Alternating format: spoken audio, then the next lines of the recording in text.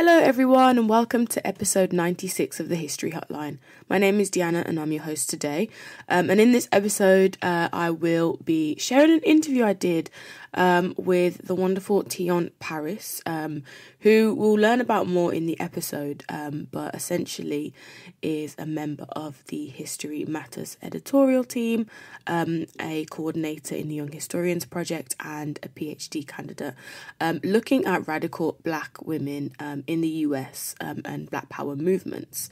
In this episode, we will be talking about so many women that not only worked in the US actually, but crossed over into Britain at a variety of points in their life and in their careers. Some of those names you might be familiar with and some of them you may not be.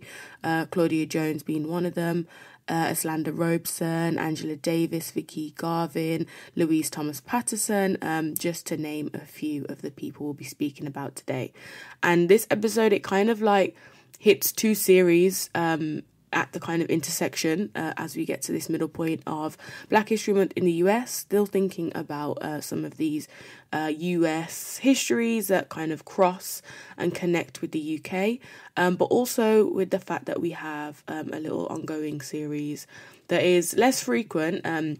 Episodes kind of come out every month with the History Matters editorial team, where we have members of that team sharing their work. And I think the majority of the team look at Black British history, but Tionne's work crosses over into the US, and I thought it would be perfect to have her on this month as we are thinking about some of elements of US history, more so because it is February. So without further ado, let us get into this episode. I hope you enjoy it. I genuinely learned so much from the conversation, as I do with every conversation I have with Tionne. But yeah, today's episode, I think you're in for a treat, if I do say so myself. We have Tionne Parris with us today. Hi, thanks for having me. Thanks so much for joining us. I'm really excited to get into kind of your research, your work with History Matters Journal, with Young Historians Project as well. And I think it kind of comes at a perfect time because your work does cross over into looking at Black Power and radicalism, especially within women in the US as well. And obviously it is Black History Month in America at the moment.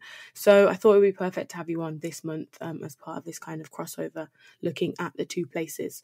So I thought that I would just introduce Tionne and tell you a little bit about her work, just so you know who we have on the show today. So Tionne Parris is part of the editorial board of the History Matters Journal and has been part of the journal team since 2021. She's also a PhD candidate in history at the University of Hertfordshire and a coordinator at the Young Historians Project. She's a specialist in African American history and specifically in the Black Power movement of the 1960s and 70s. Her current PhD research concerns the ideological connections between Black radical women of the early 20th century and the Black Power movement of the latter half of the 20th century in the United States and internationally. The study is interested primarily in the transfer of tactics and ideology, as well as the interpersonal and intergenerational exchange between activists. So, it's very, very good to have you, Tionne. Thank you. That's a great introduction. Oh, no, absolutely. I was thinking before we were recording, when we first met, and it was actually thinking about radical Black women for the Lawrence Wishart publishing talk. I think it was in 2021. Yep. And literally since then, I have been welcomed into the Young Historians Project and other wonderful writing groups and things like that. So Tionne is a very, very, very, very wonderful person when it comes to bringing people together for historical purposes. Thank you. I'm really grateful. So I thought we'd start just by getting to know you a little bit better with some quick fire questions, as we always do. Why did you decide to study history? At what point was that a thing for you? So I can tell you, it's a bit of a long story, but I'm going to try and shorten it. So listeners may notice I have a Scottish accent. So I grew up in Scotland. My dad is African American and my mum is white Scottish. but I didn't have that African-American influence directly from my dad in my life. So my mum, as I was growing up, was very, very on it, and made a real effort to sort of make sure that my sister and I, understood sort of African-American culture. We were brought up with the music, with movies, and also with history. So that was obviously part of our heritage, that as we were growing up and learning about Scottish heritage, my mum made a real effort to make sure that we knew our African-American heritage as well. So that was part of my life when I was growing up. And then my flashpoint, and the thing I always point to, is that when I was 13, my mum bought me the autobiography of Malcolm X. And that was where everything sort of changed for me, because for a long time, I'd been aware of like Martin Luther King and the civil rights movement. But I hadn't known much about Malcolm X. And then that kind of opened Pandora's box into radicalism, because I sort of understood that there was another path that was taken. And then also being a teenager, that led me down the rabbit hole of the Black Panther Party, who I'm sure a lot of Black teens can agree it was very aesthetically cool. I liked Very the cool. ideas that they had. Yeah. And they just like, I mean, you couldn't get away from it as a teenager. It's just like the coolest group of people to look at, but also to hear them speak, and their boldness was something that really stuck with me. So when I was in high school, I decided I wanted to try and do as much of Malcolm X and radicalism as I could, even though it wasn't really on the curriculum. And I did the same thing through my undergrad and my master's. So I always sort of chose the radical path to study, and that's how I ended up here. Yeah. Oh wow, fantastic. I love that story. No, definitely. And I think it's interesting. I think a lot of people do start with the US when it comes to kind of being introduced to Black history more broadly, even in Britain, and even without having like African American like family members or influences in your life. So it's kind of interesting. You've come kind of from a similar place as a lot of us, and probably a lot of people listening as well. But interesting that it was Malcolm X that you were kind of introduced to, and that changed things for you, because a lot of people kind of get introduced to like Martin Luther King and Rosa Parks and maybe less radical individuals when it comes to the US. And one of the interesting things with Malcolm X was as well, like his name Malcolm Little came from a Scottish kind of background. So as a Scottish Black sort of teen, I was like, whoa, we're connected in ways that I didn't even think of. Oh wow! So that was also part of the draw. Yeah, no, absolutely. Because being Scottish, there wouldn't be necessarily a clear link you could see otherwise. Wow, very, very interesting that. Okay, so what then is your favourite historical time period? This can be, what you study, or just generally what you like. Yeah. So I think if you'd asked me a few years ago, I'd obviously say it's the Black Power movement. It's the 1960s and 70s. But interestingly, when I kind of thought about this question, I was kind of struck by the fact that I'm more interested now in the 1950s, because I think so much happens then that I guess you don't really learn of in school. Like, for example, there's sort of political activism that happens before the civil rights movement that is really gearing up in that decade. And there's loads of radical groups as well in the US, like the Civil Rights Congress. And there's kind of the fracturing of the Communist Party, which I have to mention as a communist historian. And then just the trajectory as well of loads of activists in that decade. You can see where there's kind of splits, and where the sort of 1960s ends up. You can see the beginnings of that happening in the 1950s. And also just finally, there's things like the Bandung Conference as well in 1955, where you see sort of Asian African solidarity being built before it kind of happens in the 1970s with the third world alliances that happen then. So there's just lots and lots that could be said about the 1950s that I've learned more and more in the last couple of years that has really changed my favorite period. Yeah, absolutely. Yeah, it's important because all of these kind of really big moments, as you said, the 60s that we kind of think about, there's always a build-up. There's always like decades sometimes of history that comes before that leads to these moments. It's interesting. I'm reading now about the 1930s and early 40s as a kind of quote-unquote Windrush historian, and seeing the kind of things that happen beforehand, and the kind of movements that are taking place, and the kind of bits of policy that are kind of creeping in to lead up to the moment of like 1948 or the 1950s or 60s. It is really important, actually. Exactly. Very interesting you said that. Who would you say, and I know your research does look at individuals quite a lot, but if you had to pick one, who would be your favourite historical figure? See, this is a hard question because I feel like I am offending some of the women in my study if I don't choose them. I think, so Eslanda Robeson is someone that I'm currently very infatuated with, I think. She's sort of lesser known out of a lot of the women. Like Claudia Jones is another one in my project. But Eslanda Robeson is a person that I'm just so interested in. Because as a Black woman in the 20th century, she was a scientist who then became an anthropologist. Wow. And then she travels to Africa by herself with her 8-year-old son. And this is in the 1930s. And she travels across various countries in Africa and writes about them from the lens of trying to kind of break down European colonialist views of Africa and things that she'd been taught as an African American about Africa. She refers to it as like her homeland as well. And this is in the 1930s. It's very Pan-Africanist of her, kind of before that becomes a huge movement. And then also as an observer of international politics as well, I'm interested in the way that she kind of analyzes things like the founding of the United Nations. She has a lot to say about that as an African American, and she has a lot to critique about that as well. And she critiques other African American women. So I'm just so interested in her. She's a really interesting character, and one of the funny things about her is that she was never really afraid of anything. She stood up to various senators and lawmakers who tried to accuse her of being a communist. Wow. She writes these very witty articles about being attacked as a supposed communist.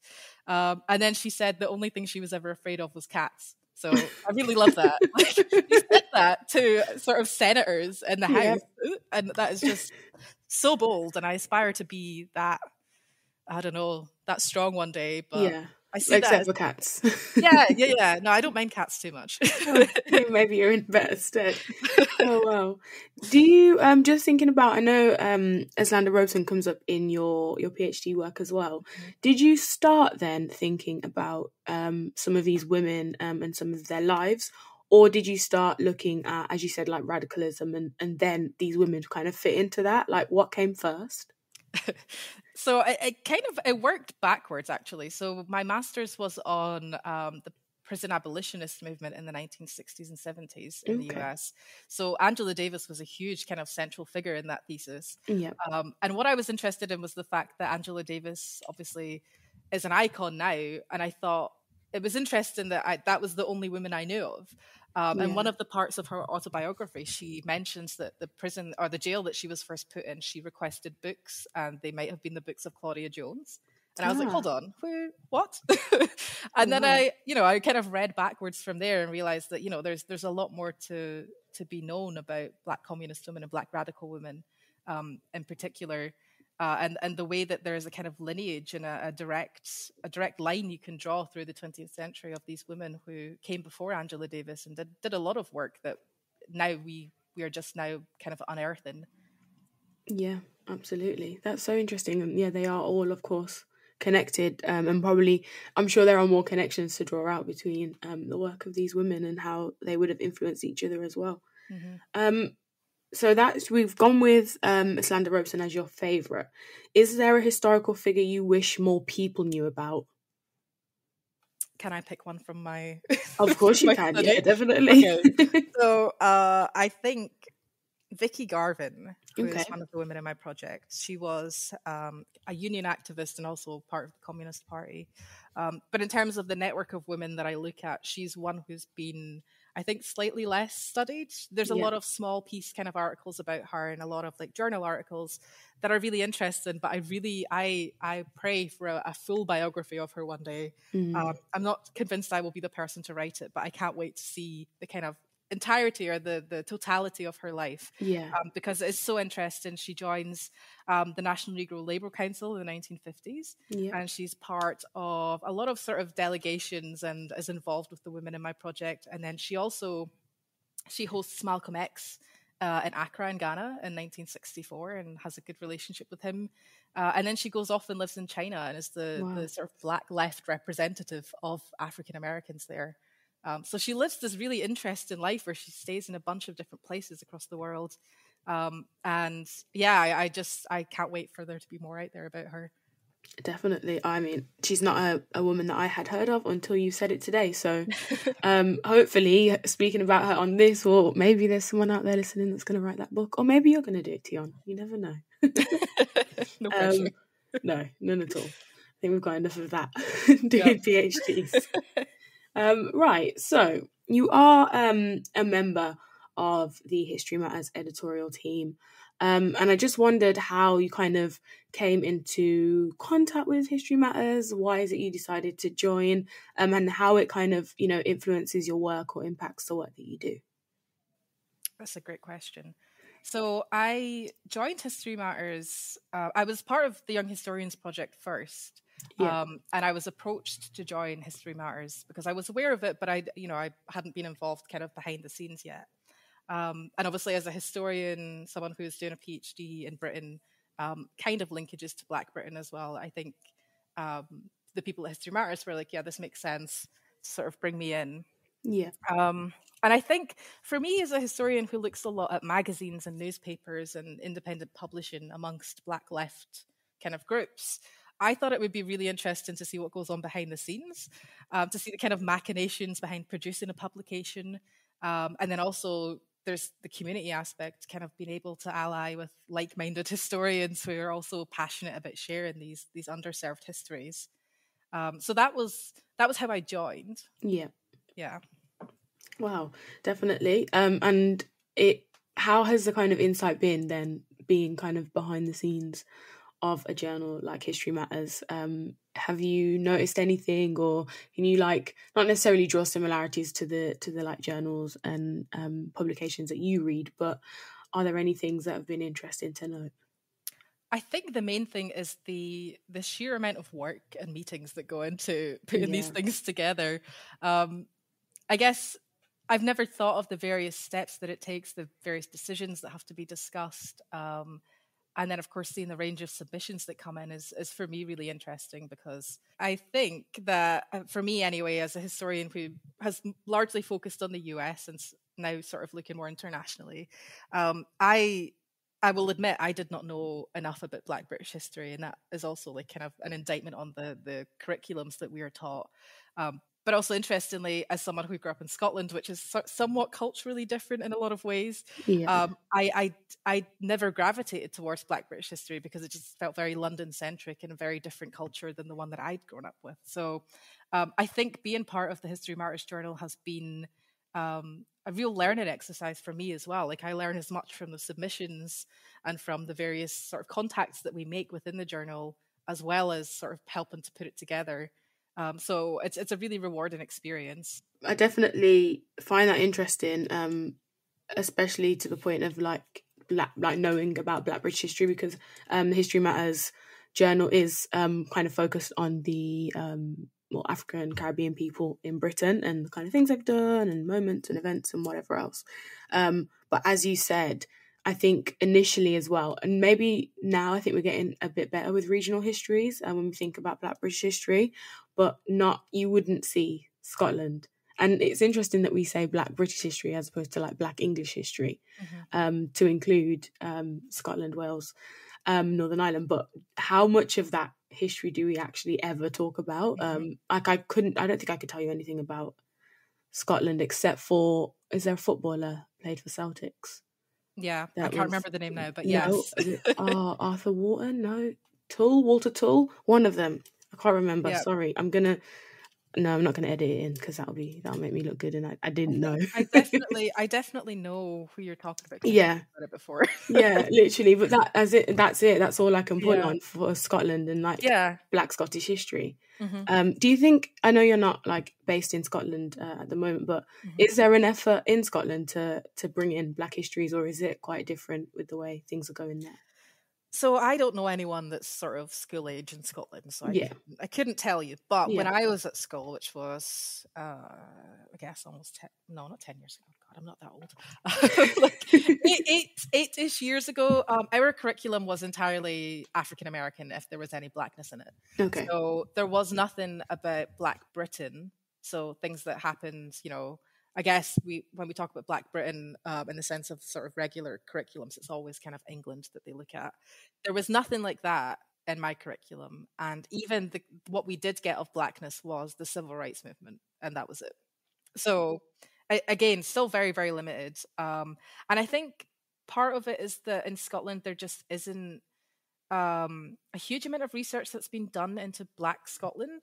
I mean, we Okay. have obviously sort of first and second generation immigrant communities who have come and are Black, but in terms of sort of, I guess, native Black, there's not a huge amount that's been done. Yeah, I think because the focus on Black British history for so long has been quite 20th century, and even later.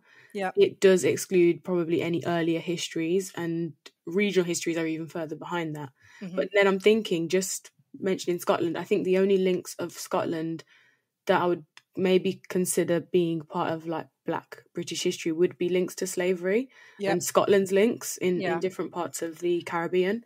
And so that is, in terms of teaching a curriculum, that is a really limited scope. And again, I think Black people are fed up of seeing themselves just as enslaved. So there is an element of that as well that probably would come about in Scotland. But it'd be interesting to see if things change in Scotland at all, or have changed for like people in school and what they're learning after, especially 2020 and all the kind of calls that have come out of that. Sure. And I think it's particularly difficult as well because of I guess Scotland would have to atone for a lot of its involvement in slavery as well, which is something that I guess generally in Scotland there's a vibe that it's a lot more progressive, we're a lot more accepted, racism is not as well, it's not really allowed. Of course it's not allowed anywhere, but it's less acceptable there. But to kind of dig up these colonial links or these linkages to slavery as well opens up another can of worms. So it is a really sort of difficult thing to unpick. And I don't know what research is being done there already. Maybe in 10 years' time, I'll go back. Or there's probably someone listening that's screaming like, why don't you know about this person? They're doing the work. There's probably a few people. I'm sure. Probably shouting names. If you do have any names, just send them to us on Twitter. Yeah, absolutely. Just thinking about then your work with the US, and as we mentioned, the History Matters Journal being kind of looking at Black British history. How does your work cross over, or does it cross over into Black Britain? It definitely does. So I think when I first started my PhD, I had a very kind of insular bubble view of what I was going to be looking at. And I thought, well, I'm going to look at, African Americans in America and what they did there. But as the project has gone along, it's just they've all spidered out, and they're visiting Africa and China, and they're visiting Britain. And I think Amelia said on the previous episode as well, she mentioned the British Black Power movement, which obviously had a huge kind of influence from the American Black Power movement. And I remember one of the real kind of light bulb moments when I first joined the Young Historians Project as well was a picture of Zainab Abbas, who was part of the British Black Power movement, and she was standing next to Kathleen Cleaver. And I found some information about how they both attended events together. And I just thought, oh, okay, so this is all interconnected. There is no way you can sort of divorce Britain and America and their histories, because they're really intertwined. And even more than that, the sort of global diasporic experience is all woven into that as well. So it's been really eye-opening. And again, every contribution I see from people who submit to the History Matters Journal just kind of broadens my horizons of the kind of histories and the ways that they're connected. Absolutely, definitely. And when you kind of mention all that, I'm just thinking, you mentioned some of the women that you look at, and the kind of breadth of the globe that they've travelled, whether it be the Soviet Union or to China or to parts of Africa, the Caribbean. That's all the continents, well, majority of them, around the world. And as you've said, it would be weird for you not to kind of be kind of getting into these global connections and the global elements of Black Power as well. I think it's important, and I think I've said it before on this podcast, that like no movement for like Black liberation happens in a vacuum. They're all part of a bigger struggle or movement or uprising that doesn't just start in the one area that it might end, or the kind of conference is presented or that speech is given. There's always so much more to it, and I think your work really speaks to that quite well. I was going to say, if I had to point anyone to a specific example of this, you don't really have to look any further than the West Indian Gazette, run by Claudia Jones. There are so many examples of her turning a lens to global issues and talking about things, and they're being kind of translated and transmitted to Black people in Britain. And the idea is to sort of bring them in and show there's a global community that we are all a part of. Yeah, definitely. And even I think maybe we don't think about it so much with the later migrations to Britain in the kind of Windrush era, but when you look at some of the like West Indian intellectuals as they're known coming over in the like 20s and 30s, they remain, I think, with one leg in the Caribbean and one leg in Britain, and maybe even another limb in America and one in Africa. Like there's never a, I don't think you can separate the two places or the three or four spaces. They're always connected because we are, as an African diaspora, always going to be connected to one another, despite the divisions that people might want to try and create in the more present day. But especially looking back to the kind of era and the time period that you look at, it's very clear that these links are there and very much make sense. Yep. I couldn't have said it better myself. Thank you. That was great. I tried. Okay. I wanted to think more about your work, but specifically about an article that you wrote on Claudia Jones and Black radicalism in Britain for the History Matters journal. And I think it was interesting for me because whenever I've looked at Claudia Jones, it's very much been from a perspective of Britain. And looking at her contributing to British history. And so that means looking at West Indian Gazette, as you said, or Carnival, or like race relations in West London and Notting Hill. But I think you started off that article really kind of pushing the point that there is so much more to Claudia Jones than any one aspect of her life as a Trinidadian woman, as a woman in America, as a woman as part of the Communist Party, you know, as a writer, as this, as that. There's so many more elements to her. I wondered if you could speak on the kind of the way in which I think history has kind of watered down her politics. Yeah, take it away. So I think it is a really interesting thing to kind of think about the many different ways that we view Claudia Jones. And there's kind of, I like to think of it as like a prism, like there's various different sides to it, but they should all come out together into one stream. And that is kind of what I was trying to, I guess, capture at the beginning of that article, to kind of point out the fact that we seem to only view her in segments. So for us in Britain, we view her as obviously involved with Carnival, with the West Indian Gazette. And then in the US, they have a very different view of her, where they are talking about her involvement with the Communist Party and her work as a theoretician in the Communist Party and the writing that she did there. So I guess what I'm trying to say is that I'm particularly interested in trying to take it all as one. And there's other historians as well who are doing really great work in looking at her impact in China, or her travels to China.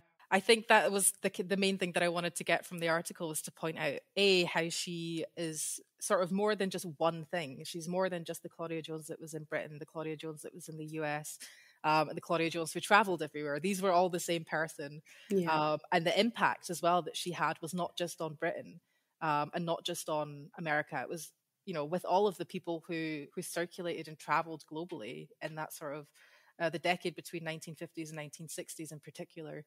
I ended my article with a photo of Malcolm X, who holds a copy of the West Indian Gazette, because he was supposed to meet with her.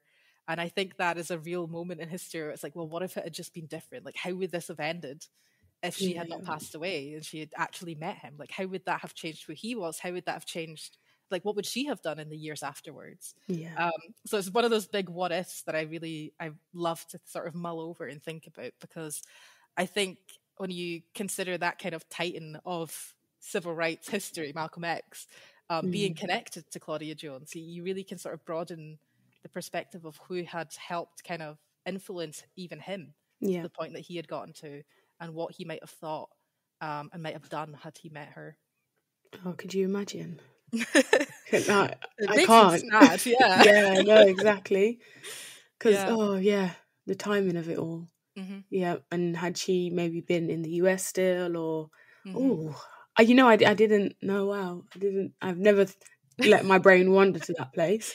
Yeah. But now you say it, and, yeah. I think an interesting point about Claudia Jones, and I'm asking this purely because I just want to know. I don't know how interesting that might be for everybody else, but she's a member of the Communist Party in the US, and obviously quite high up, and you know that is all a thing. But then when she comes to Britain, she's not really welcomed into the Communist Party of Great Britain. Why is that essentially? So I think there's a few different strands as to how that has been explained. So one strand is that they think, or people think, that when Claudia came to Britain, it would have been unreasonable to have given her like such a high up position straight away in the British Communist Party. Okay. Mainly because it's, you know, a different kettle of fish. I don't think they had reckoned as much with the question of race in Britain at that point, or they hadn't quite made the strides that the American Communist Party had made. Just as an example, I mean, they'd been talking about black belt theory and the idea of black self-determination since the 1920s. So Claudia Jones had been part of the Communist Party from like the 1930s onwards. When she came to Britain, that was a good 20 years afterwards. So she had kind of cut her teeth with the extremes of African-American experience and American racism. So Britain was a completely different kettle of fish, I think. And so for her to have immediately joined the Communist Party and been given, you know, secretary of the entire party, I think would have been a difficult transition for everyone. So that is one strand. I think the other one is that she obviously had a lot of organizing experience and had a lot of opinions, a lot of things that she wrote about. And I think, again, it kind of comes back to that difficulty with, well, how would we deal with this? How do we bring her in? How do we make her comfortable and also make ourselves comfortable with this sort of new perspective at the party? So I think that's also a difficulty that the CPGB, the Communist Party of Great Britain, would have faced. And then finally, I think for Claudia Jones, she personally, I think she'd been through so much at that point as well. One of the first things that she apparently said when she got off the train at Victoria, when she got to Britain, was, "I'm ready to work." So she really came here with a spirit of, you know, getting involved immediately in activism here. And I think, sort of for better or worse, she had her own path to tread. I think if she had joined the Communist Party of Great Britain and been really high up, I think she actually would have been limited. I think the way that she created community and the way that she created her own organizations and worked with women like Amy Ashwood Garvey, who wasn't in the Communist Party, for example, I think it gave her a lot more freedom to kind of do the things that she needed or felt she wanted to do. And I think we're lucky for that, because I don't think everything has to go by the book. I don't think that she had to join whatever organization or, you know, officially be part of XYZ to do the work that she did. And I'm glad that she forged her own way with that. Yeah, most definitely. That makes complete sense. As you said, I think the work that she did do and all that she achieved in a place that really wasn't necessarily her home. I mean, it became her home, but she didn't really have an experience of Britain. To then come here, you know, move here, like work here, live here, set up the West Indian Gazette and everything else that she did. It was really nothing short of phenomenal. I think Claudia Jones really is one of those women that you just kind of think, wow, like how and how, because one day of research and I'm ready for like a 12-hour sleep. But I mean, she was tireless, and unfortunately I think that kind of led to her early death. I think it's kind of a lesson to sort of take care of yourself, and whilst there are these battles and these things that we have to fight for, you also have to look after yourself. Definitely. Yeah, of course. It's interesting as well how then in that time she kind of moves with other women, other Black women. You mentioned Amy Ashwood Garvey as well. I did wonder, and maybe I should have asked you this at the start, but I wonder how it's something, you know, your research covers, Black radical women, radical Black women, radicalism. How do you define that? Or how do people define that, you know, other scholars, or what is your definition that you kind of carry when you're thinking about these women or that time period? So I think that the term radical, I tend to agree with people like Carol Boyce Davies, who's written sort of 2 books on Claudia Jones and talks about Claudia Jones often. And I kind of see her as the scholar of Claudia Jones, just as an aside. But she sort of defines radicalism as sort of continuing the Black radical tradition, to kind of reimagining what society can be and not just reforming, like to completely reimagine and think of new ways to create a more fair, equal and sort of humanistic world. And then also to sort of look at internationalism rather than insular politics, to not kind of shut ourselves off from the world.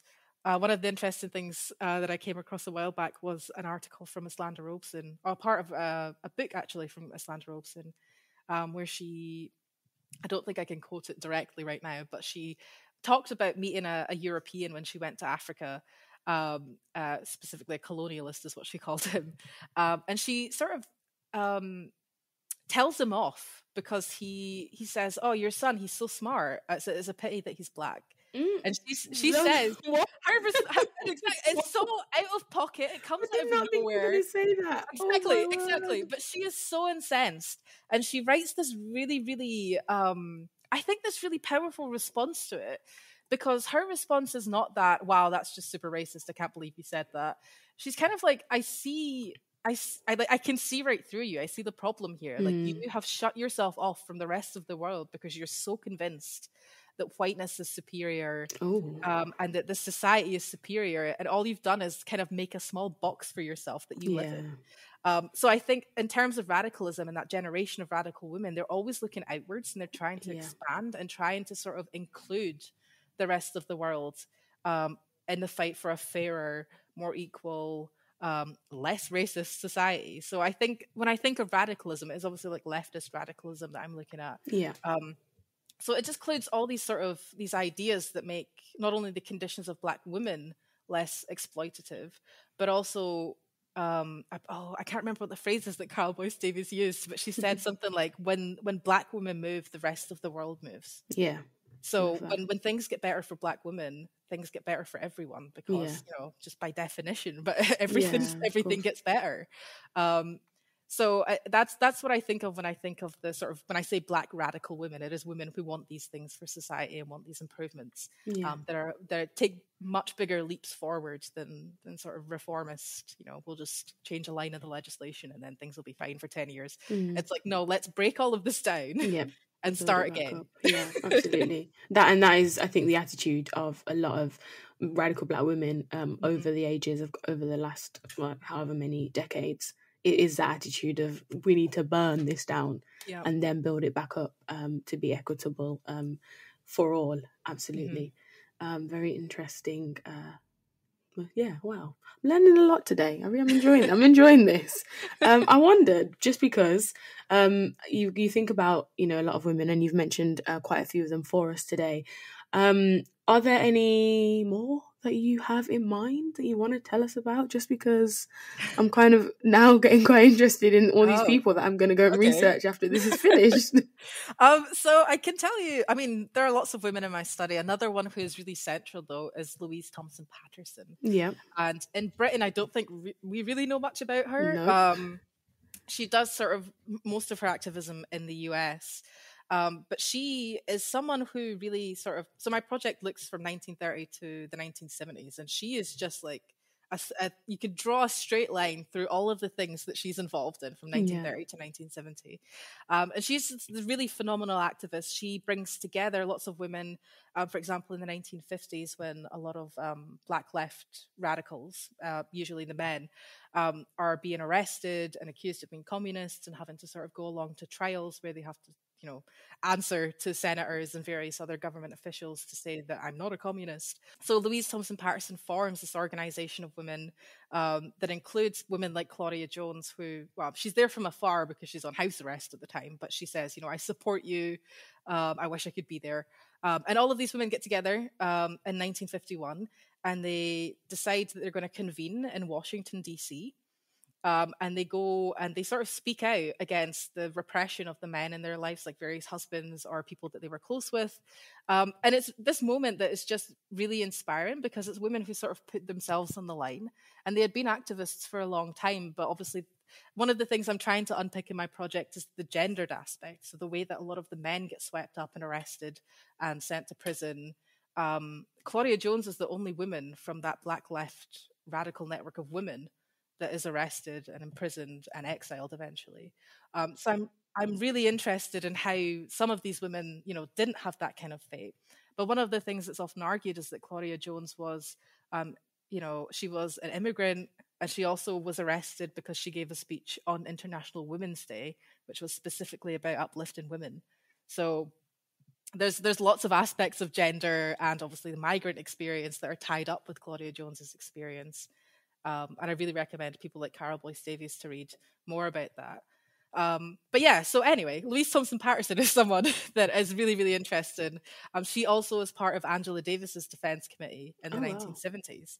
So she's this woman who at multiple points really kind of assembles all of these people, Black left activists, into sort of defending various people at various times in the 20th century. And I think she's kind of, she deserves a lot more credit and a lot more praise, I think, than we're sort of aware of right now. Absolutely. Well, again, another woman that I wasn't aware of. So it's so interesting that you think you know, when it comes to history anyway, you think you know something about a time period. Like if you said to me, oh, do you know anything about like radical Black movements in America? I'd be like, oh yeah, I know a few people, but we know nothing. We literally know nothing. There's just so much to learn, and it's like you don't even know what you don't know to even find. I mean, even to bring it back to History Matters and even the Young Historians Project, it is such a process right now, at least in the last almost decade that these organizations have existed. It is so unbelievable how much we don't know, and we're still unpicking and learning new things every time we push out a journal or every time we start a new project. And it's still, these things are not widely known. These things are sort of being pieced together by us bit by bit. So again, it shows how important these initiatives are, and the ways that we could, I guess, everyone, listeners, we could always be doing more. Yeah, definitely. And that was a beautiful segue, Tionne. Thank you so much. You can come back again, please. Okay.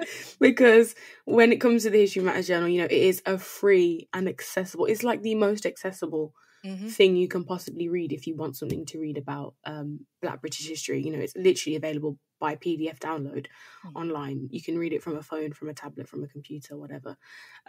So I believe the last publication came out quite recently. Autumn 2022, yeah. Fantastic. So there is that available. Obviously, you can go back and read other editions. The great thing about history is it's never out of date because it's literally always in the past. So you can go back and read those. I think the first one came out in autumn 2020, and since then there have been several. So Tionne, as a kind of member of the editorial team, how is it that people listening today that might be thinking, I've got some historical research that I've done, I would like to share this in this journal? And, I think thinking about what you said about having read publications and journals from the past, when you write for these journals that are eventually going to become part of history, you also are putting, whilst you're talking about an historical event or person, you're putting yourself into history in ways by, marking down yourself as a person that's doing that work at that time. So it's a very good and important thing to do, I will say. How can people contribute, Tionne, if they wanted to? So there are a number of ways. We have sort of various social media. We have Twitter and we have Instagram, so you can send a message that way and just sort of say you're interested. The main way, I think, is to send an email. I believe the email is histmatters@gmail.com.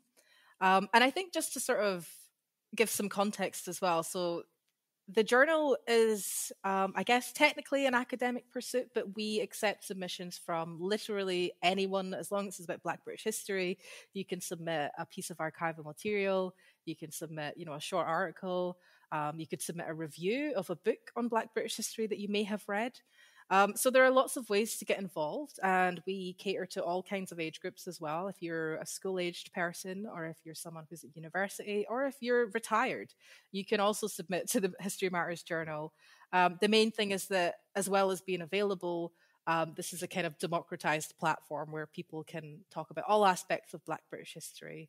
And obviously that lends itself well to people with all different kinds of experiences as well. So there's no strict kind of section of society that you have to have come from to submit to us. Fantastic. Yeah. And if you missed that, it's History Matters _journal on Instagram, and Matters History on Twitter. That is the kind of History Matters collective, and then journal _matters is the Twitter for the journal if you want more information. They also have a website which you can look at. All of this information will be in the show notes for this episode. If you do want to know more, just let us know. We can point you in the right direction for this remarkable publication. So as we wrap up this episode, and I thank you so much, Tionne, for being a part of it. You're welcome. Do you have any final words that you wanted to share about your work or anything that you're up to at the moment? I know you have a pamphlet that came out with your master's research about abolishing all prisons, examining the roots. Which you can purchase. That will also be linked in the show notes for this episode if you wanted to.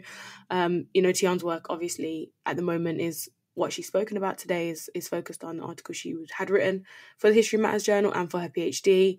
But with most people that do PhDs and any kind of research, there's a whole load of research they've done before that to get to this point. So you can engage with that as well. My Twitter account is probably where you can see the most about things that I research. I often share little excerpts from archives. It's a very good Twitter. Or books that I'm currently reading. So if you're interested in anything that we've discussed, you'll probably see something there. And your Twitter is at Tionne Parris. Yes. Double N, Tionne, double R for Paris. Yep. Fantastic. So thank you so much, Tionne, for coming here today, recording this episode and sharing so much of your work. It really is remarkable, the work you're doing, and I can't wait to read what you have to say kind of as you go through the PhD and the final kind of work when that all kind of gets wrapped up and is all done. But thank you so much for being here today. Thank you so much for having me. And I got to say, I'm a fan of your podcast, The History Hotline, anyway. As I said already, Black British history was not something that I knew a lot about until I found your podcast. Thank you. And also got involved in these various other things. So yeah, definitely. 2 thumbs up from me. Everyone go listen to other episodes. And thank you for having me. Thank you so much for being here, honestly. But thank you so much. And thank you everyone for listening to the episode. Bye. Bye. The History Hotline, a direct line to a better understanding of Black British history. The History Hotline is edited and hosted by Deanna Lynn Cook, and research is done by Zakia Riaz. To continue to support this podcast, please follow us on social media at The History Hotline on Instagram and at The History HL on Twitter. This podcast is available on all good podcast platforms. Thank you so much for listening. Goodbye.